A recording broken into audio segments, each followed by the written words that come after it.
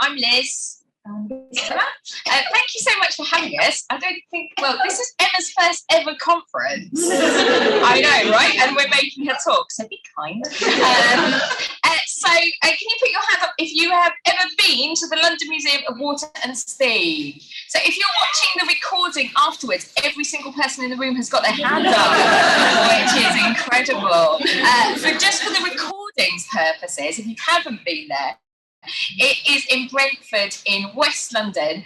So we are actually at Kew Bridge Station, which makes you think, oh, that's nice and posh. No, we're the other bit.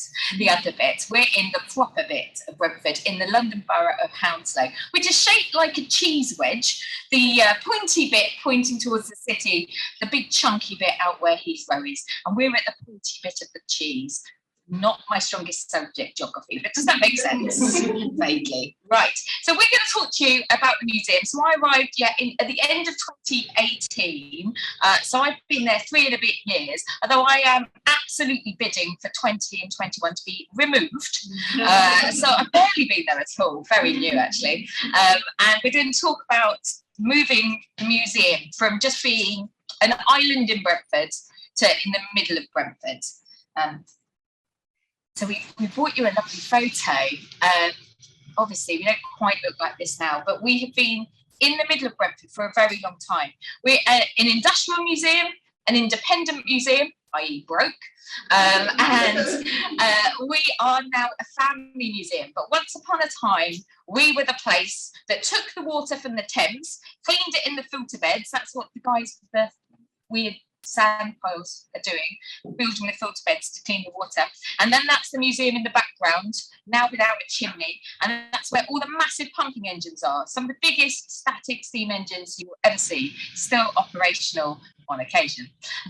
So that's where we started. So we were right in the middle of Brentford, a working people's place, hot, steamy, messy, all those lovely things industrial places should be. Definitely not a slightly posh museum. So when I arrived in 2018, it was post the HLF refurb.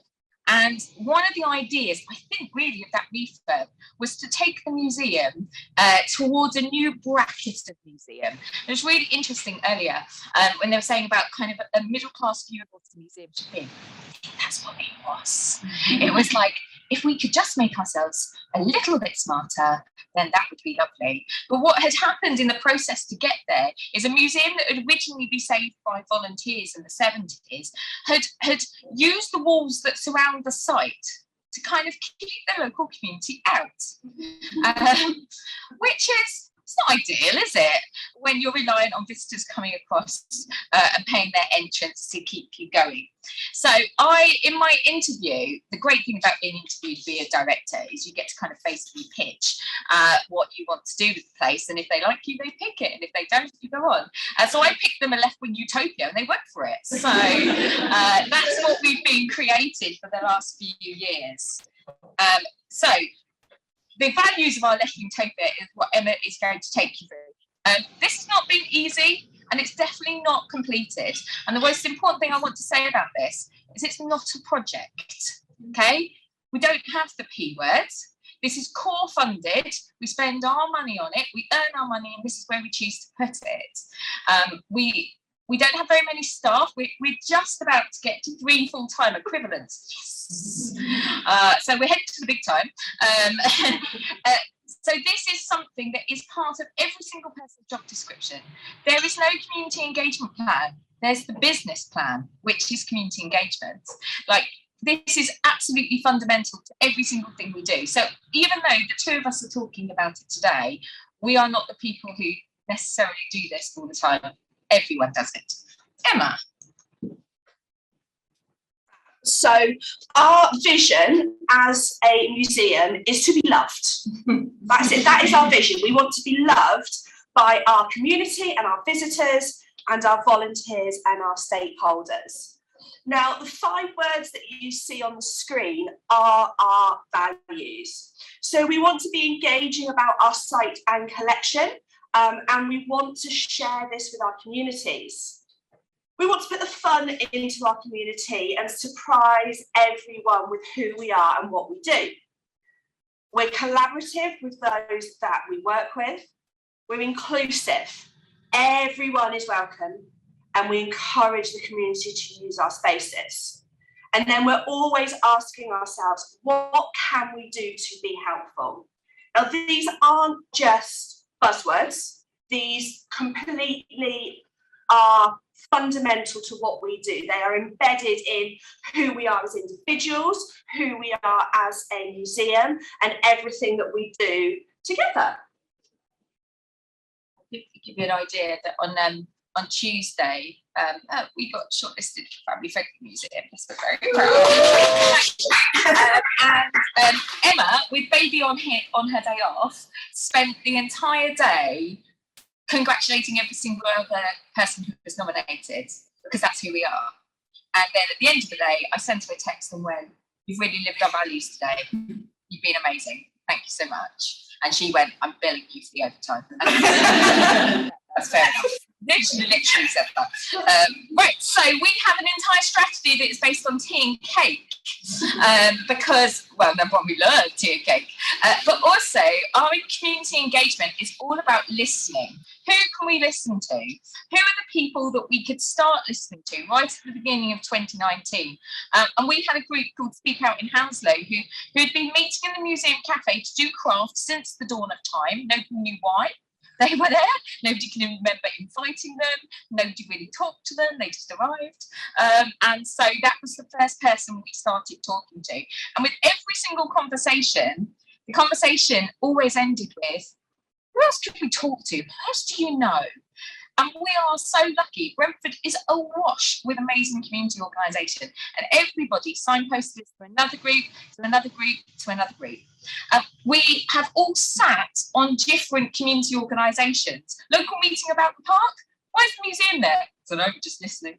Just want to find out what's going on about the park.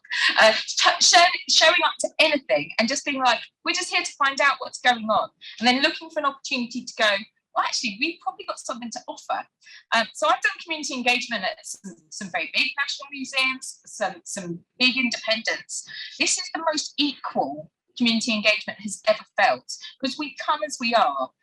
If you know our staff, you know us. We're everywhere. There was somebody said yesterday when they arrived in the museum, "Oh, you're those guys from Facebook." Yeah, no, that is us. They know who we are. They know we don't have any money. We don't have any money to offer, and so we promise to say no if we can't do something. So everyone has the freedom to ask in the confidence they're not putting us up to something we can't do. And we do have to say no. We're so tiny team. But if we can, we always say yes, and we're always listening and offering opportunities. So we have two things: no money, but we have enthusiasm and 17 listed buildings, all desperate for something to happen in them. And that's what the tea and cake starts the conversation about. What do you think we should be using this space for? It is your space. It sits in your community. What do you want to do inside it? Now, some people want to come and look at the static steam engines, and we love those people. Some people want to come for an epic day out with their family. Brilliant. Some people want to do Zumba. Brilliant. All of those things are possible. One doesn't stop the other. They can all happen at the same time. But you don't know until you ask what people want to do. So this has led to epic amounts of partnership and collaboration. So I'm going to take you through just 3 of these photos. These are some of our nice examples. The one closest to me of all the train tracks, that's a group that is an inclusive group for families whose children have autism, and they come along once a month and they build massive train tracks all over the floor. They love us because we've got a nice big steam hall, and we also have our own narrow gauge railway that doesn't run very often, but they love it because they get to experience the whole museum and have the place for themselves, build massive train tracks. In the middle, Speak Out, that little craft group, turned out were this massive adults with learning disabilities charity, member-led, and this is them having their AGM a few weeks ago in the middle of our steam hall. Very accessible, nice and easy to get into. They are completely membership-led now. They do everything the members want, they do, and now they're actual key holders to our museum site. We don't have enough staff to open up on a Tuesday, so we've just alarm train them, key train them, and in they go. I mean, we have the type of collection that you're not going to hurt it, it's going to hurt you. So as long as we train people up, they can help themselves in the building. And at the far end, I mean, does that look like the best cake ever? That is Helen, and she is one of the young people who work with Our Barn, and Our Barn are a community organisation in Hounslow, and we have given them our cafe. Like a lot of small museums, we're not actually financially able to run a cafe. It runs at a massive loss, and where that loss sits depends on the terrible quality of that service, unless you engage in a wonderful not-for-profit who uses it as a training cafe for young people with learning disabilities. And now they come in unstaffed on a Wednesday. They run all their training on those days where they make things like amazing cakes and learn to do coffee, really posh coffee. And then they run our cafe on a Thursday and Friday. What's unusual about that is that we're not even open on a Thursday and Friday. And often, I mean, we're amongst friends, yeah, we're not going to tell anyone. Sometimes a Thursday and Friday are busier than the days we are open. If you came into our museum yesterday, like two very poor, unsuspecting members of the Hounslow Community Engagement Team who came to see us, they did not know what they were going to get. So they walked in. The cafe is full. There's a local residents meeting going on. There's a carer support going on, and the cafe team are all, you know, making teas and coffee for everyone. It's a Thursday, so there's a Community Solutions Hounslow Council drop-in support thing going on as well. Then, just when they've recovered from that, and all the people, and they've got their Hounslow lanyards on, always an error, then the childminders start arriving with the triple buggies for the toddler singing time, and I'm like, we need to leave before the singing starts, we need to get out of it. And then another leader of another group we work with was like, oh, council, are you? I was like, oh no. And they started quizzing them. Our Barn has brought with it all of their community contacts from our museum. I'm going to do this off the top of my head. They run a knit and natter group, an inclusive play group, a digital inclusion project where they refurb computers and hand them out. So with a handout point, you come to the museum to get your computer. Friday afternoon board games for the most violent game of Hungry Hippos you'll ever see. And they also support families who are trying to claim for their disability payments as well. So that all happens on the days we're closed. And then on the days we're open, we get the most amazing cafe. We have not had a single complaint in the whole year it's been open. How could you complain when that happy smiley face has made your cake? So that's the kind of partnerships we've gone for. We don't charge them rent, so we don't get anything financially back, but my God, do we gain? Look at all the things we have gained. And they can put that as supporting kind, and they're supported by the big lottery, and that makes up the deficit of a cafe in a small museum. So that's the kind of collaborations and partnerships that started a few years ago by listening, and then any opportunity we have offered. So when our cafe became free in the pandemic, I offered it. Who in the community would like to run our cafe as a not-for-profit? And Our Barn put up their hand when we have a project on the shelf and a funder ready to go. Brilliant. And who's not going to want to come and chat with us when you have that amazing cake made by an amazing community group? We just feed people until they kind of stay. So, like I said, we're always asking, how can we help? So we welcome everyone and anyone to the museum, and you come as you are. It doesn't matter if you're having the best day of your life or the worst day when your toddler is kicking off and you just need to get them out of the house. You can come judgment-free. It's a safe space. Now, back in summer 2020, we weren't able to open the museum, but we have a car park, we have a garden, we have an outdoor splash zone, which is the most popular place to be in the summer. And we're surrounded by lots of neighbours that live in high-rise buildings. So the team knew that nobody needed a stationary steam engine during the pandemic, not of interest. But people wanted outdoor space.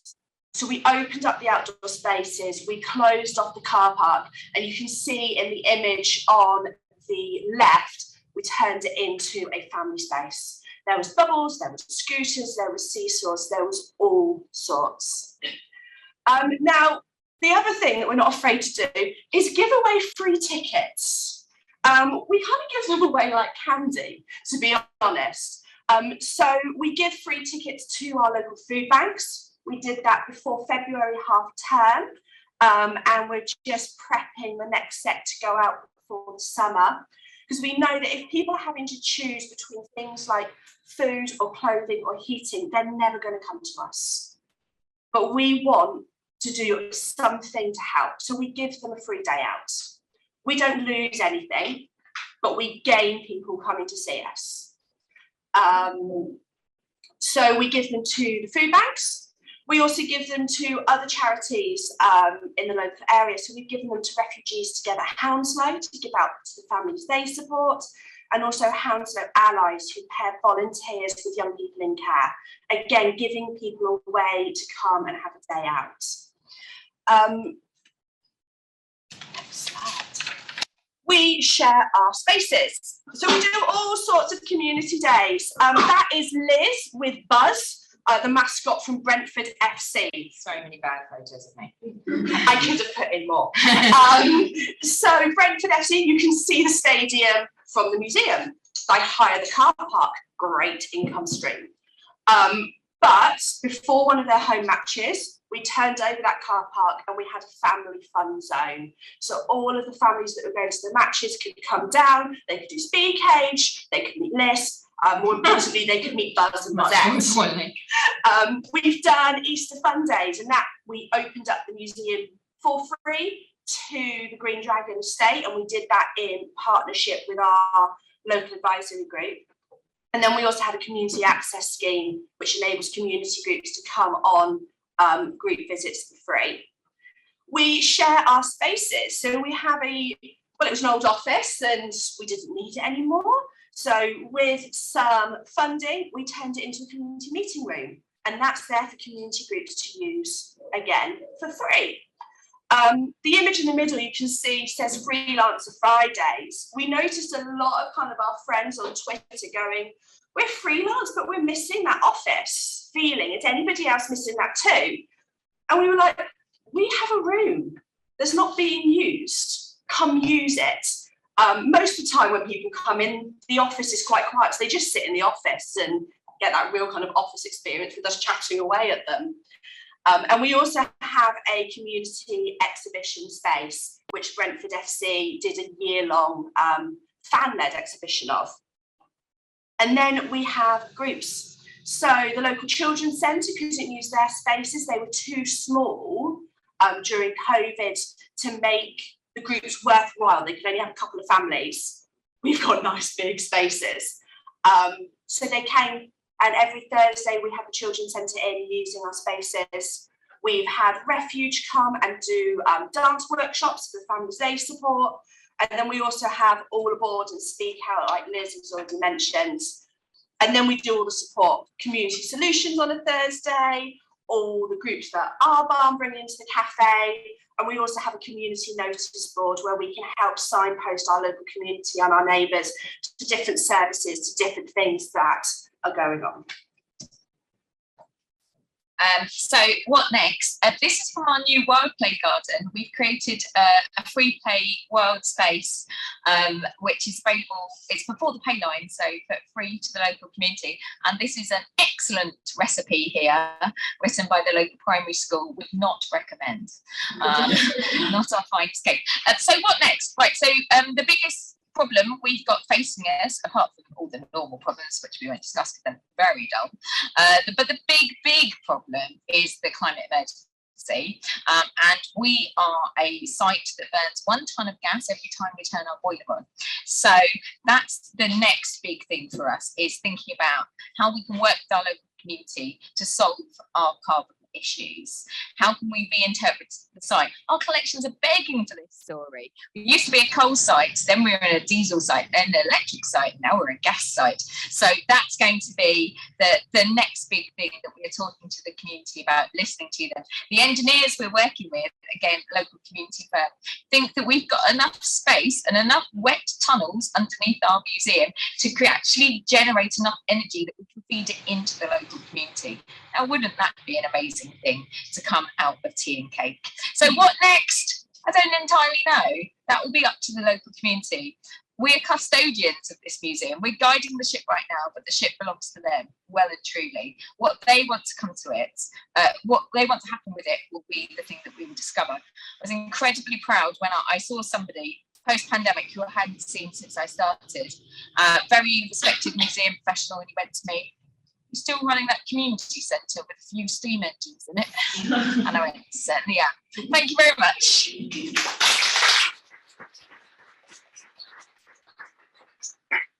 Thank you very much, Victoria. I'm just going to adjust that.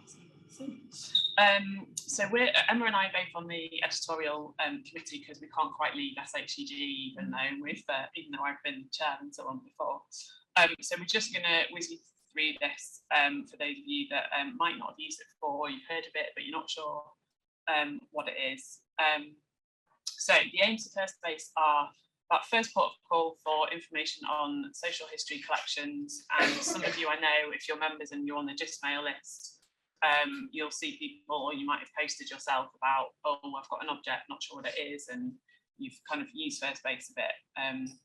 So it's crowdsourced, peer-reviewed listings of the most significant resources. So we've got written, visual, audio, museum collections on there, and you can search it by subject, medium, material, and a SHCG code, which we'll come to a bit later on. That's a basic guide to identifications for what it is. And actually, firstBASE was developed by its users, and actually the editorial team, we try and share duty editing every couple of months, and to kind of keep it updated and as fit for purpose as possible. And so we want to keep it going and to add to it. So I've actually borrowed these slides from Steph, who some of you met yesterday and isn't around today. So it began life in the 80s and 90s as an AMA bibliography and a resource list. But really it was in the late 90s and early 2000s that it was first on an Access database. And as we all know, technology has moved on. So really it went live 20 years ago on the SHCG website. And 10, 11 years ago, there was a revamp to the current website, and it was possible to rebuild what firstBASE looks like now, which exactly, it was before my time on SHCG, but I know some people in the room will remember that. And then more recently, in the last few years, we've had Arts Council funding for the tools of the trade films, which I know Emma did a lot of work on and talk to you about if you've got questions about that later. So I'm going to just move on. So if you're not familiar with what it looks like, there is a section on the website, and that is the first page that you get to. So there's an explanation at the side there, and then it's possible to sign up if you're not a member, because you need to be able to like sign up to then log in to then be able to use it. It's worth saying you don't have to be a member to search it. You just have to be, you don't have to sign up to search it. You just have to sign up to edit. Edit, yeah. So if you're going to be using it more, or you want to add things, which we obviously encourage you all to do, then you'll need to sign up.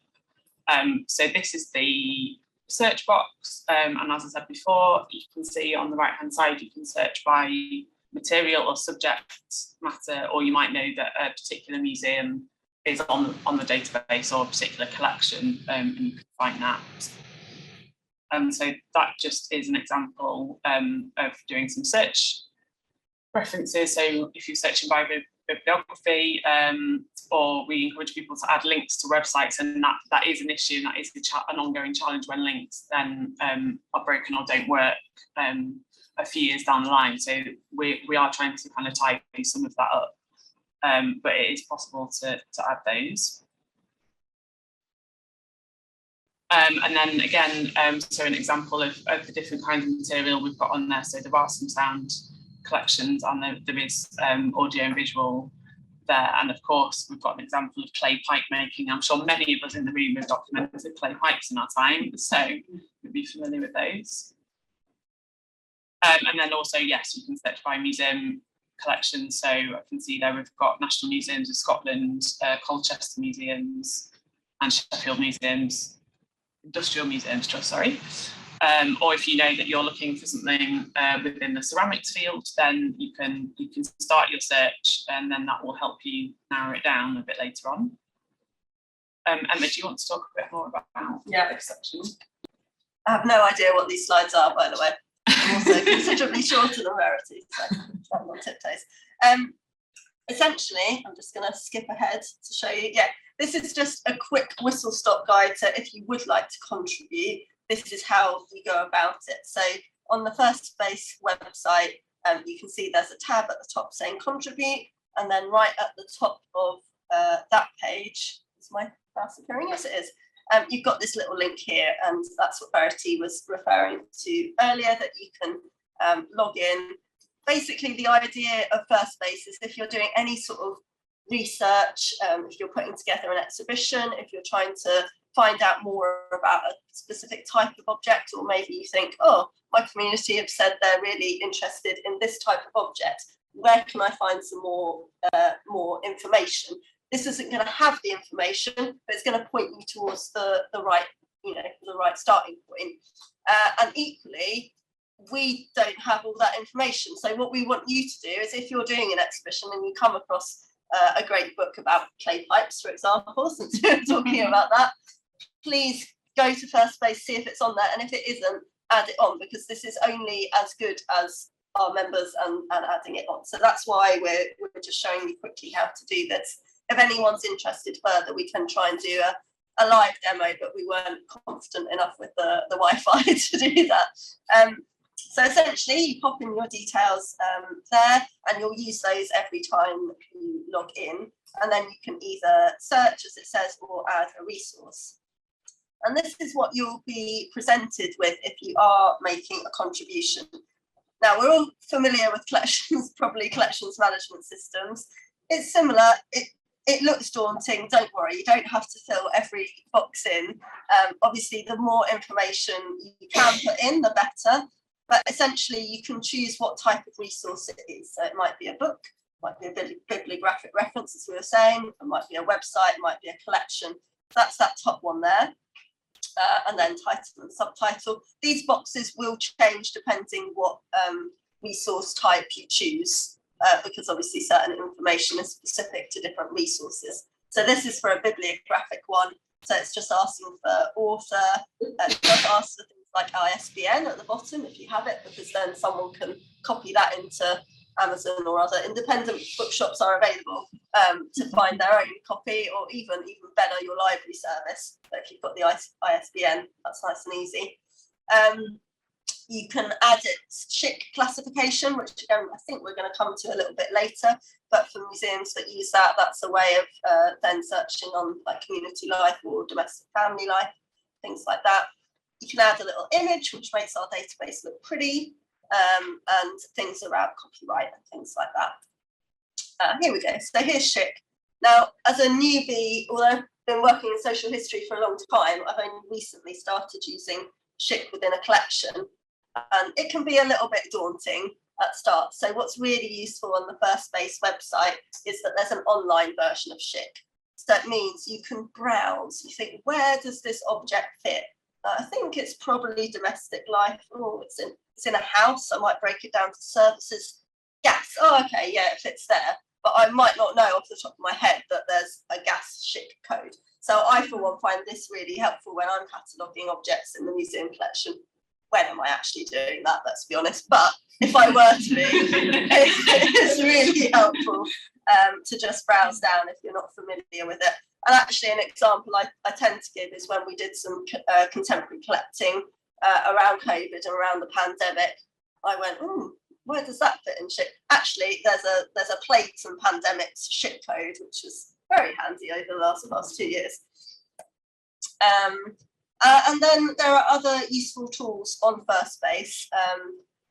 Really good. Do share this resource as well with all of your volunteers and your other staff. It's not just about curators, it's about, you know, widening that access. So if you're presented with an object, you want to find out what it is.